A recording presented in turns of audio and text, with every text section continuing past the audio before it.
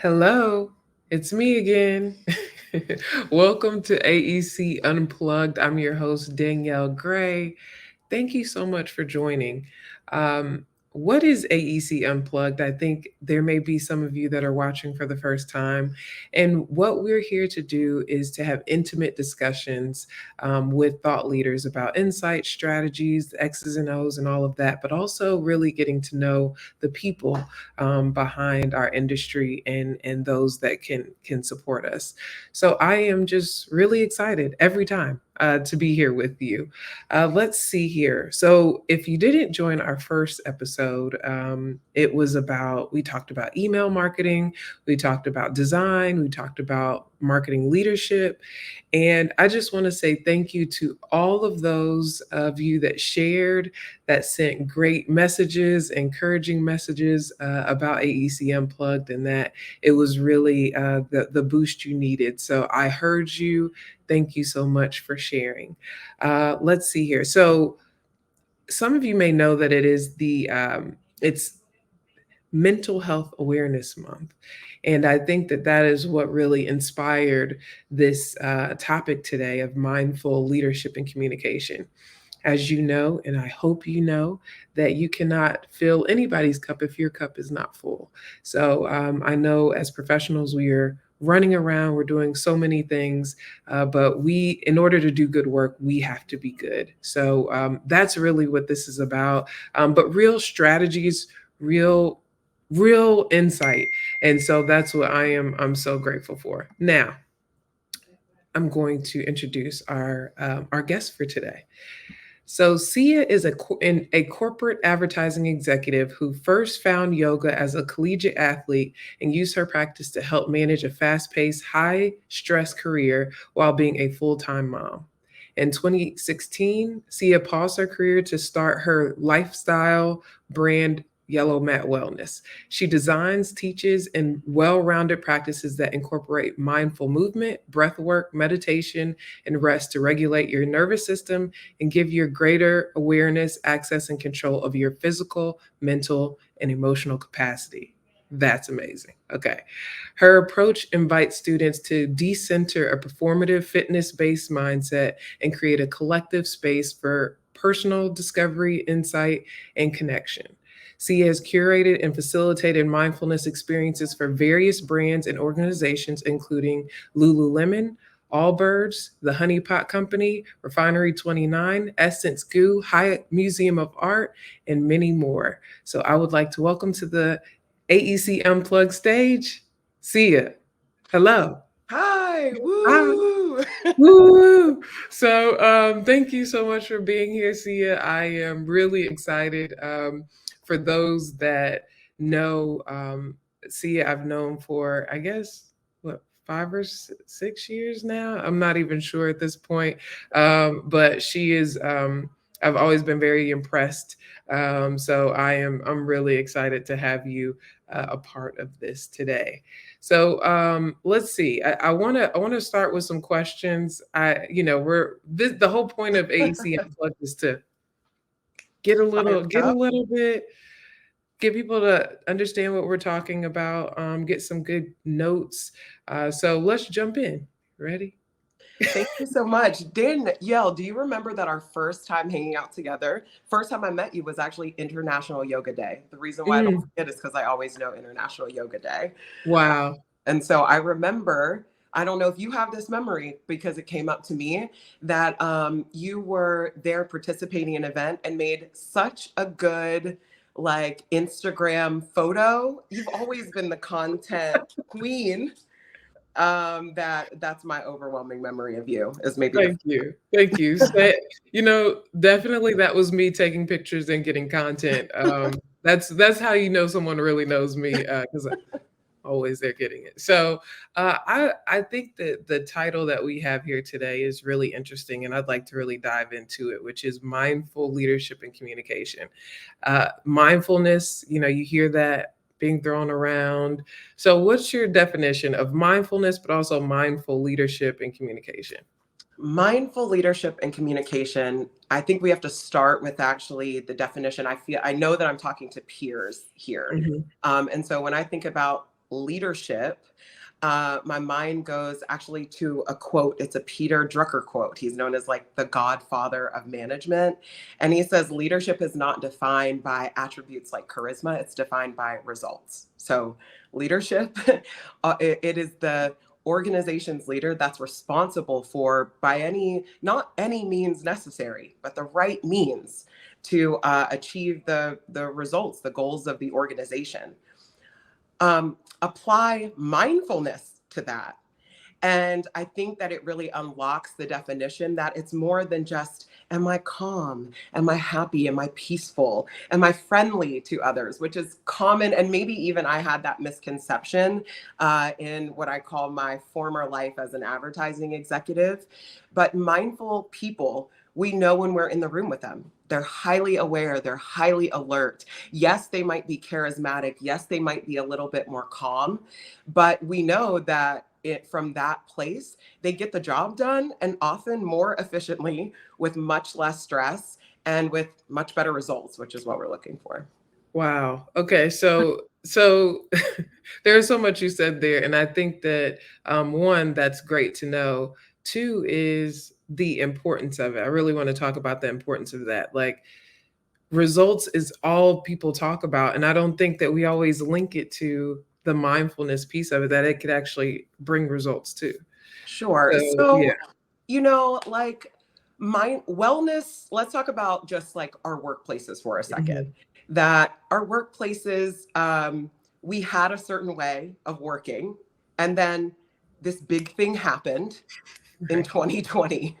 And overnight, all of us had to figure out a new workplace in whatever case that is. And so I hope I'm not getting off on a tangent of your No. question, but what is maybe the thing that we haven't acknowledged, or that when you're a high performer, you might just kind of like pick up the pieces and keep on walking down the road. But I think we're maybe at a point where maybe some of the dust has settled, right? We're more familiar with working in these digital environments and these spaces, but we really have to acknowledge what has changed for us individually, and then also working together. That's the true importance, is that results are still being asked, maybe even more results than before. Efficiency at an all-time high, collaboration at an all-time high, but how are we able to deal with it? And we haven't even got started with the conversation of, now is technology picks up at mind-boggling speed. Mhm. It's Mhm. even more important for us to think about the human impact of these technological advances, and also the results that we're expected to bring from them. So, I love that. And especially when it comes to the remote environment. I mean, it's just the norm now. I mean, whether you're with I mean, we're both in the same city, and we're still doing, by the way, we're in Atlanta. So if you're in Atlanta or around, or just tell us where you're joining from. I accept all of those things. So thank you for that. So when we talk about wellness, I think about the work environment. Specifically, we are AEC Unplugged, so I want to always link it to that. Architecture, engineering, construction, for those that are new to this industry, I feel like it can feel very structured, very, there's different industries that are like, oh, that's really woo woo, or Danielle, you're being very much a hippie. What do you say to people like that just feel like this kind of thing is only for one space? one, empathy. Hey, me too. That's what I thought. Hmm. And maybe not what I would say to them, but just a question: is what you're doing working? That's a good way to bring it right back to results in leadership. And I'm here to say this from a personal perspective. I am a high performer by nature and then by training. I'm so privileged to be a marketing professional. And I recognize that our industry sometimes, again, if I connect it back to technology, we are the ones who are always on the cutting edge, always the problem solvers, always kind of, no matter what industry that we sit in, just being marketing professionals is something that I think highlights something about our brains and minds. And what comes with that is a capacity issue. And so what I always like come back to for mindfulness, the thing that helped me figure out is that I always have this cup. We usually talk about it like half empty, half full. But if we talk about like our capacity for creativity and excellence and teamwork, every time I use some of that up, I'm kind of pouring out from my cup. And I would get to the end of the day or to the end of a big project or a big conference and be burned out. We say that term and kind of we know that, but we do throw that around. But I think I have empathy for what that feels like. Mindfulness, I thought was supposed to relax and calm me in anything. And what I'm here to say on this side, 19 years of practice and 10 years of teaching later, is that we can fill up our own cup and it actually gives us more to pour from. It's so poetic that you said that just when we opened our session today. Well, look, I mean, we were clearly on the same page. Clearly on the same page. And, just from my experience too, before I do these lives, I meditate. I take a second because this is a lot of energy. And I like to be clear. I like to be calm. And that's probably one of the tools that I have that I'm able to just jump into whenever I can, to just be able to take a moment and for some silence and to clear my mind. So, yeah, that part. So, And I'll also jump in to mhm, say that, listen, if it was easy to be calm and relaxed, everybody would do it, right? Like if I didn't have my two phones buzzing, I want you to see, I'm being vulnerable for a second to show you who I am. mhm. I think some folks have the misconception that I'm like sitting at a retreat center with a cup of tea. I actually run a full-time business. I've had teachers and employees on and off. I work in with corporate partners day long. And what I'm here to report from this side is that the more that we take a second for mindfulness, the better that we show up in the high stress moments. So to put it another way, we're practicing being focused and calm and aware for when the times that the distractions actually do come in, we've already practiced what we're going to do, how we're going to be, how we're going to show up. And so I love that mindset to take in, is that we're not trying to change the world, we're trying to change our response to the world. Oh, I love that. I love that. I Yeah. love that. Okay, so I have my list of questions here. I'm just going through riffing. So what does a wellness session look like for you personally? And then, when you're working with these organizations, these companies, what does that look like? Sure. So I think something that I love is that my mindfulness practice has evolved over the years as I have changed and become more advanced. That's so wonderful. And advancement doesn't look like what people think. I started with really physical wellness practices, just that general stretch. It's hard to think when your shoulders are tight, when Mhm. you have a tension headache, when your low back is bothering you and you have to be up and performing all day. And then after a while, it comes to more subtle things. One of the biggest changes that I noticed was um, I am so easily distracted with attention sometimes. Can you imagine? And when we went to remote work in 2020, I'd actually been a remote worker since 2015. But it was just that sheer increase of all my in person classes coming online that my eyes started to bother me. I would have to sit quietly, like you said, for a few minutes and was actually sitting still rather than more sweating and, stretching. My wellness practice just turned into keeping myself well and sustainable to do more online work. So that's what my wellness practice looks like every day. First and foremost, getting mindful enough to get up in the morning, take a few minutes. My biggest thing is trying not to be on my phone for Mhm. even the first 15 minutes of my day. And it gives me enough time to actually do the check in. Right. What do I need? What do I intend to do today? How can I help myself be better at that? That's what a wellness session looks like for me. And then I extend that to all my corporate partners. I'm so grateful to have people who allow me to kind of like design things freely. And so let's bring it full back. What are we trying to accomplish with an organization? Is it confidence? Is it real relaxation? Is it team collaboration? We have to start with being connected to ourselves before we can be connected to anyone else. And so that's what wellness looks like. I think a lot more real world, a lot more human centered than maybe we give ourselves credit for. When you see those beautiful yogis like standing on their heads on in TikToks, I think that's what's changed. So there's something interesting you said there about the phone, right? And not like not looking at it for 15 minutes. And I feel like what I heard was, well, I have to look at it. I have to do that. And I just want to say that that's just not true. Sometimes I feel like we have the rules in our head that we feel like we need to do this. We always need to be accessible, but the truth is, you have to take care of yourself.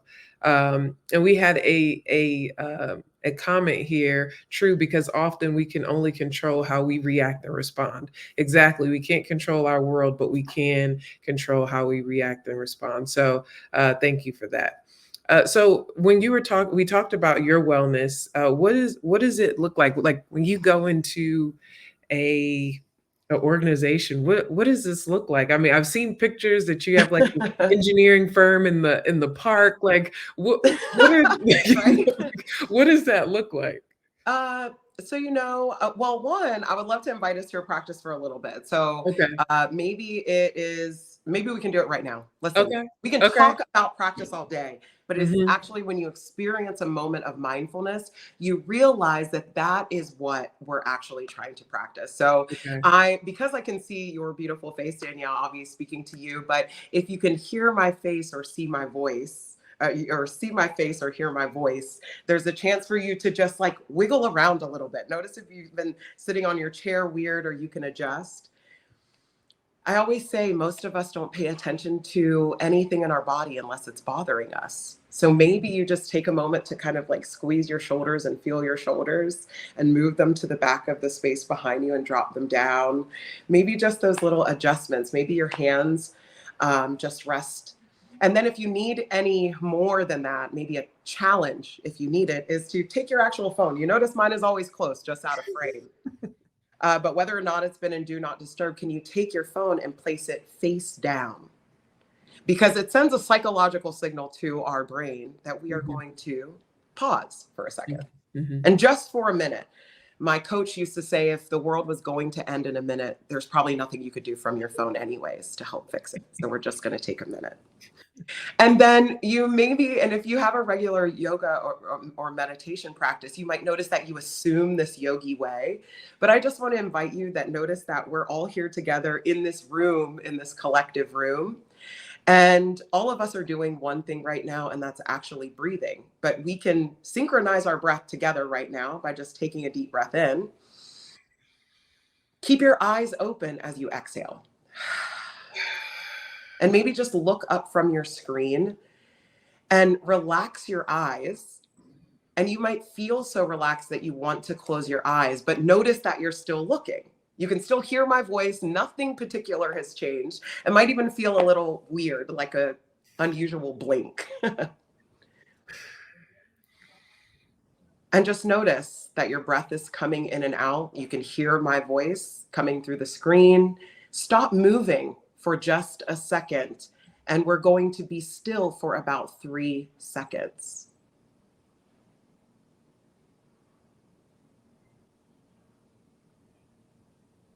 And now you've still been breathing, you're still here, everything is as it is. But I want you to intentionally take a slow, deep breath in and just hold it at the top. And then let yourself exhale, but imagine your whole body relaxing. And then just open your eyes for a second and move a little bit more slowly to maybe look up in and around the space that you're in, and then just adjust your body and then come back onto the screen. That was maybe a minute, but the first thing that I noticed is that I'm always moving so fast and Hmm. I'm always fidgeting. And Hmm. it's not until a kind person, but usually the kind voice in your head, if you cultivate it, can say, Let's take a break. Yeah. That is the very basics of mindfulness. And so I'd love to, even in that 1 minute practice, just understand, did time slow down? Did you actually feel sleepy? Do you yawn? Do you need to stretch? There's so many things that I notice when Right. I do that practice. So I want to also just put that little pin in it. You're always good at that.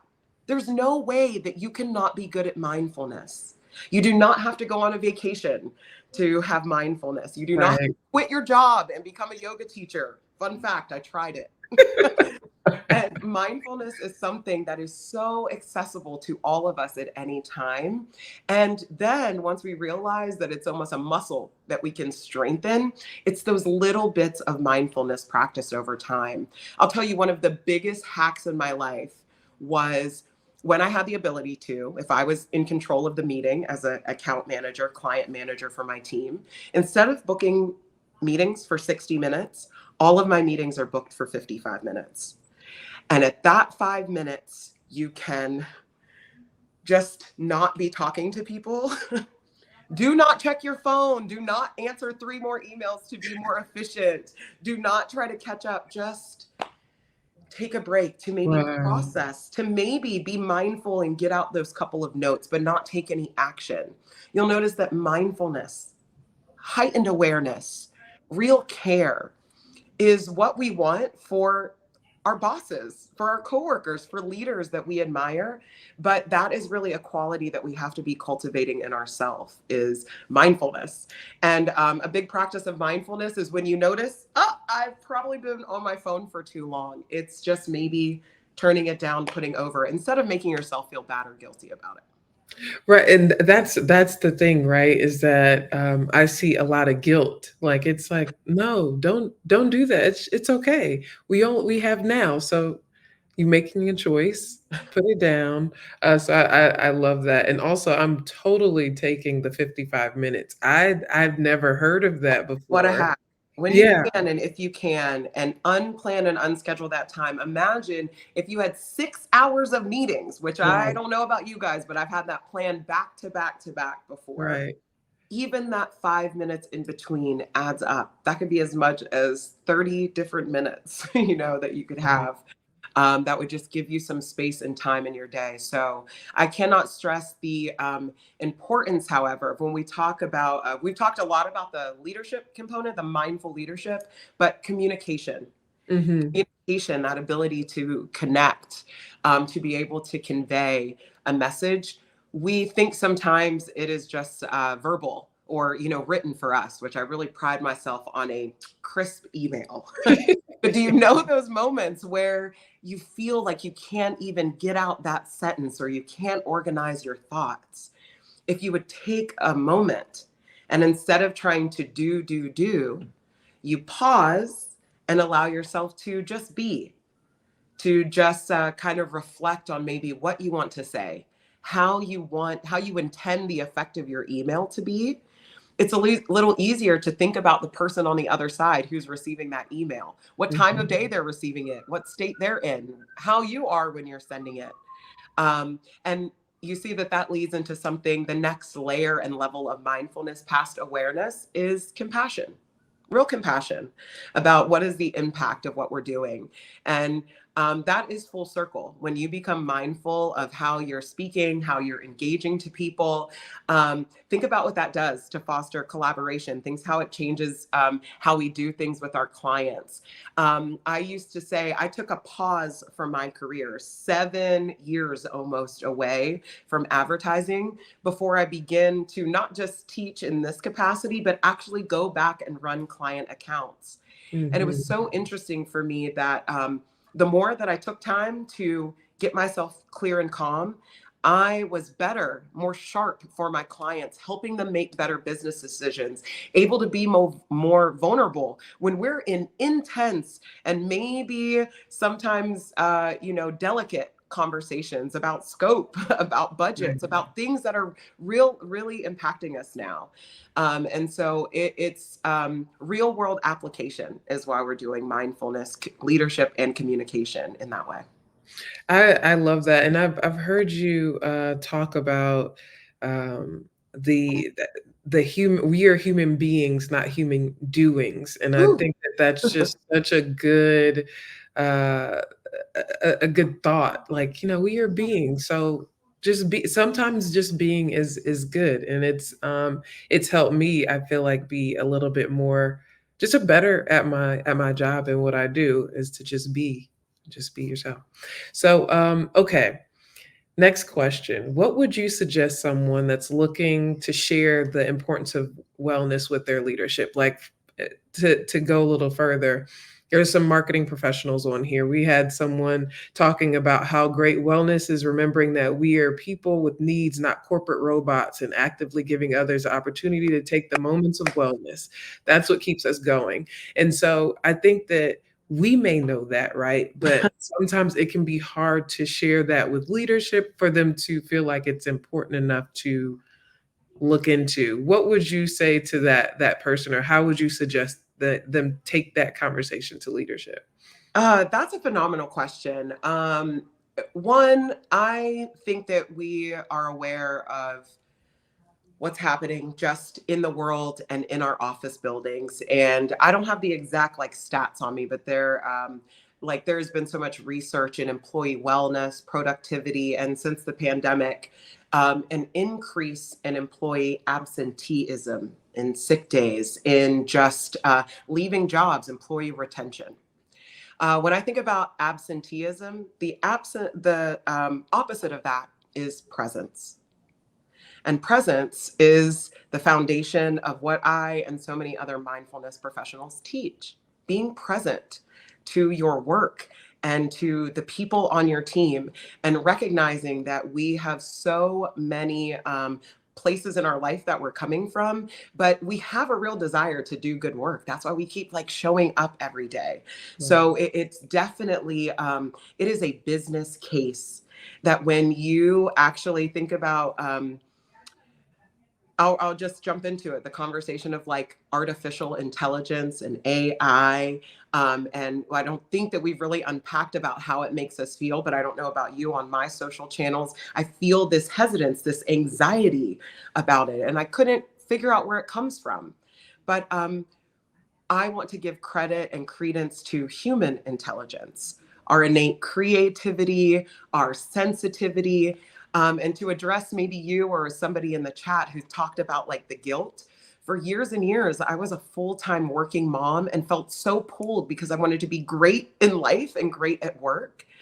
Every moment that I spend refining myself, my leadership skills, my confidence, my compassion, it directly translates. I am a better parent, yes, a better partner, a better boss, a better coworker, all of those things. And so the business case is, if you're having a problem that you haven't been able to identify, it's not the work. The projects are getting done. But at what cost? How are Hmm. the people feeling?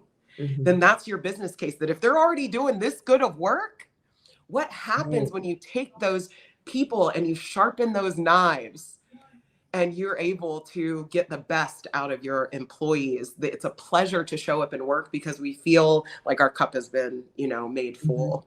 And Yeah. so I think that that's a heartfelt case. Yeah. It looks different like that for each of our organizations. But I say, find someone that fits with your organization and bring them in for 1 hour. Half a day is better, but bring them in for an hour and notice how you work different that day. 4 hours would change your mind, and imagine what a weekend would look like. When Hmm. we stop and pause and really get into the things that are important for us, it changes the game. I love that. I love that. So look, we could do this all day, but I am so happy that to have you on. So before we close, and I also have a special guest. So we're going to close with our special guest. But before we go, I just wanted to ask, and I've been asking all of our guests, is what words of wisdom would you share with AEC growth professionals looking to elevate their wellness? If I could give a word of wisdom, it is, you are the one you have been looking for. You are in charge of feeling and being your best self, and the quality of your work will directly be tied to the quality of your well being. So I hope you care about that the most. Wow. Well, that's that. Thank you so much, Sia, for being here. Can you please let them know how they can find you? I know Yellow Mat Wellness is here. You can always find me on a yellow mat at Yellow Mat Wellness. And it's such a pleasure and privilege. I hope to be connected with you guys on LinkedIn and throughout AEC Unplugged. But what a beautiful offering that you have, Danielle. And just thank you so much for letting me come and share my love of wellness with you today, for sure. Thank you. Thank you so much, Sia. All right. So we have to close out our show. We want to bring in our special guest. Welcome, GinaRenee from the Amplify AEC Planning Committee. Come on here, GinaRenee. Hello. Welcome to Right. AEC Unplugged. How are you? That was such a great session. I really enjoyed that a Good, lot. It's good. amazing. I'm so and I knew you would. I knew you would like it. I was like, no, this would be great for GinaRenee to be a part of. So you were on the Amplify AEC committee, Yes, and there's so many great things going on with SMPS. I wanted to get your take on what you're looking forward to with Amplify AEC this July. absolutely. So to me, Amplify is like the conference of the year if you are a marketer in the AEC industry, if you do proposals, business development, communications, whatever your role is. It is the conference of the year that really brings some great insights. We have some speakers who are super dynamic. Some of the main stage speakers are just people are going to love. And so we're Yes. super excited about that. And I think we're going to have like some interesting learning formats. We are going to get into AI in several of the sessions, and hopefully there's going to be a different angle on that. Right. So we're super excited about that. And then really it's the networking. I think that's the heart of Amplify is getting to engage with your peers, network with folks and get to know people and people who can help you. And Mhm. because that's what this is all about. And, having that community of people, having our tribe and having those people who will lift us up and support us. Just like at the MCAs, we get to go and celebrate all the great accomplishments Yes. of so many marketers. And the events are always a blast. So it's super fun as well. But it's a good chance to get away I'm glad I was on the session today to kind of refresh and, get Mhm. yourself situated and learn some stuff and meet some wonderful people. And it's going to be unique. We're going to have a camp type theme. So Yeah. super excited for everybody to see that this year. No, it's going to be great, and I want to just echo the networking. I think networking is so important. It goes back to being able to fill your cup in that way too, is to Absolutely. connect with people that understand what you're doing. So, thank you so much for coming on to be the special guest today. And please, if you haven't already, register for Amplify AEC. It's taking place in Salt Lake City, and in July. So. I'm really excited for you all to join us there. I'll be there. GinaRenee will be there. It's going to be a good time. So thank you, GinaRenee, for joining. Thank you for having me. Yes, thank you. All right, we've come to a close. I completely have been meaning to make these episodes short and sweet, but the conversation is just too good. So I hope you enjoyed today. I hope you took some nuggets and really prioritize your wellness. You deserve it. So we will be back for the next episode of AEC Unplugged. We're going to be talking about AI. So we talked a little bit about human intelligence today. We're going to talk about finding the value of AI on May 28th.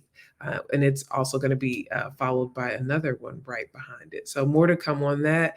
Thank you for joining. And as always, I hope if this doesn't help you do something different, I hope it helps you be something different. All right. Thank you all. Bye.